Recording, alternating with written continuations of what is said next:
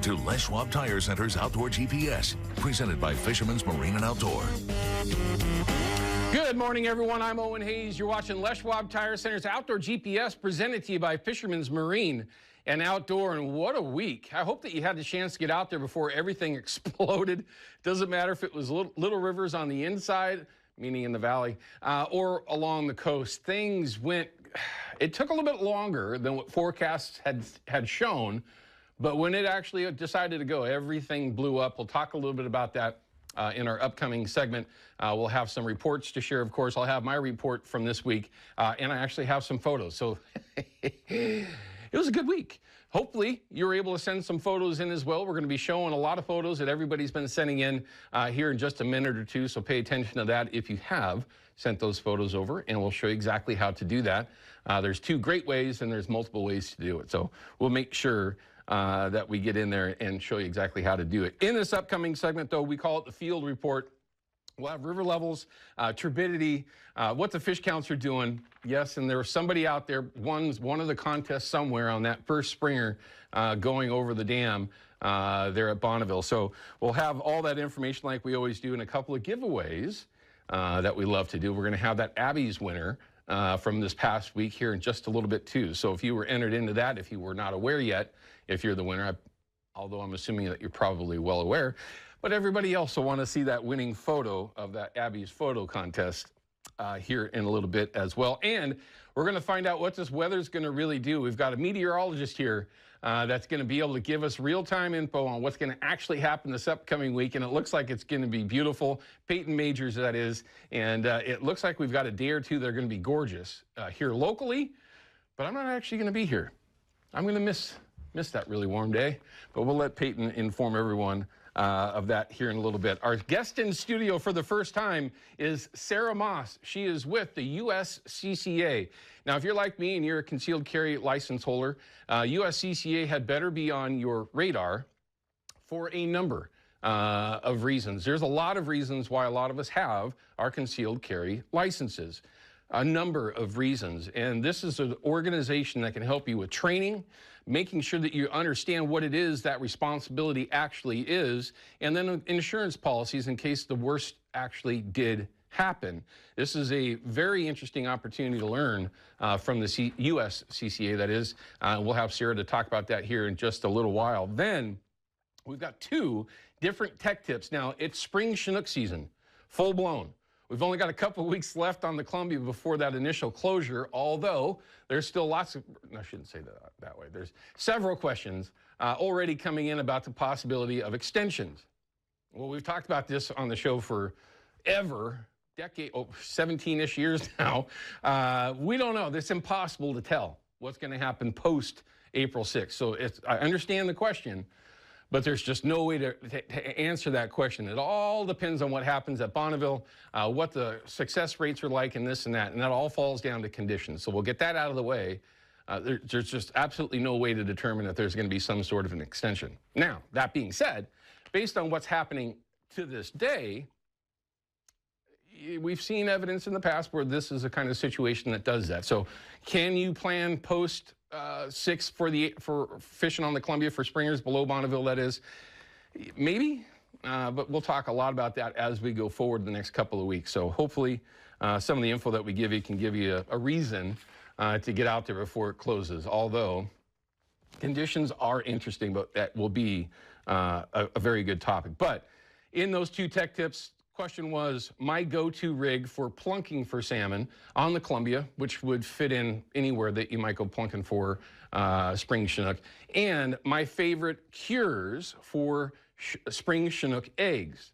Now, that question came from an individual that's been lucky here recently and has been able to get some fresh eggs from steelhead that they've been catching, and they want to utilize them for easily the most frustrating egg bite on the planet. You've all heard me mention it before. It's the Oregon City egg bite. So we're going to have 3 different cures from ProCure, of course, that I really like for that particular fishery. But I think you'll find in that tech tip, the cures aren't necessarily the most important thing.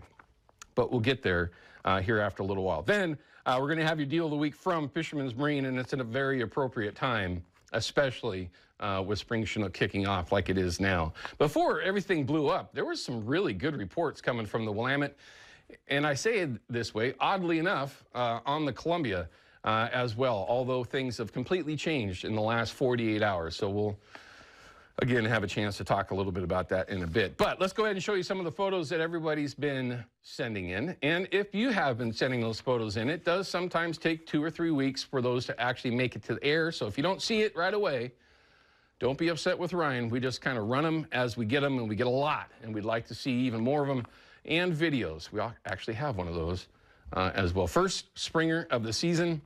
And, you know, we've seen a lot of photos, of course, already. There's been some decent sized ones caught. Now, that's just a cookie cutter, typical hatchery springer. But there's been some decent ones. I know of a 20-plus pounder caught already here in just the last handful of days. That one is a nice one, too, although I don't believe that that's a springer because it's got an adipose the size of a thumb on it. Bragging rights, Tracy, yeah, because you got the biggest fish. That's the way it always works. That's the way it always works. It's just the way it is. Nice steelhead. Look at that. Catch and release. William sent this in. Nice, nice steelhead. Congrats, man. We'll get to my photos this upcoming segment. I can tell you, though, it was kind of nice to have a little success out there. Deschutes trout, Steve. My favorite place in the whole world, the Deschutes. I really miss it. Anyway, nice photo. Congrats on that. Deschutes River Red Side. Here's another good one. Jackson's trout. Grandma and Grandpa sent this in. Jackson's first trout. I shouldn't say first trout. Jackson's trout. Nice photo. Wonder where they were. Trout fishing, by the way, keep this on your radar. They have been stocking all of their impoundments. They've had actually a surplus of trout that the ODFW, that is, has been stocking all the typical locations. So if you are into chasing those stalker trout, this is the time to think about it. With spring break right on our doorstep. Consider that as an option to get the family out. Lynn's steelhead Dennis sent this in. That's a really nice hatchery fish right there. Congratulations. I'd sure like to be able to see a hatchery fish at some point in time. Massive volley, that's a dandy. Justin sent this in. Thank you for doing that. Very nice. Well, I'd call that 6 tacos, maybe even 8. Depends on how sparing you are with your fillets. What a great photo. Plunking on the Columbia, and there's going to be a lot of this going on right now as we speak. All those likely areas that are good plunking spots on the Columbia, even with higher off-color conditions, which is one of my favorite conditions to be out plunking in. Yeah, they're all out there right now. By the way, if anybody's out there watching on our Fox 12 app, call us up. I'd love to get a live report from you on what you're seeing wherever you might happen to be. Here's a video. Thrills and Gills spin wheel tour. Oh, very cool. This is over at the Spin Reel rentals there in Coos Bay. If you have not done this, everyone, I'm just going to tell you right now, you've got to. After we did this past year, my family at the very least, we've decided forget about Disney and stuff like that. That ride right there, 3 hours alone, was just worth every penny. So much fun. And you can just rip around. We plan on being there here, not too far down the road.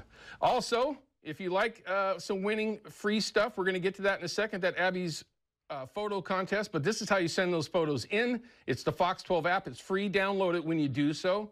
You'll learn everything that we've got going on here at KPTV and KPDX, but you'll be able to send those photos and videos over.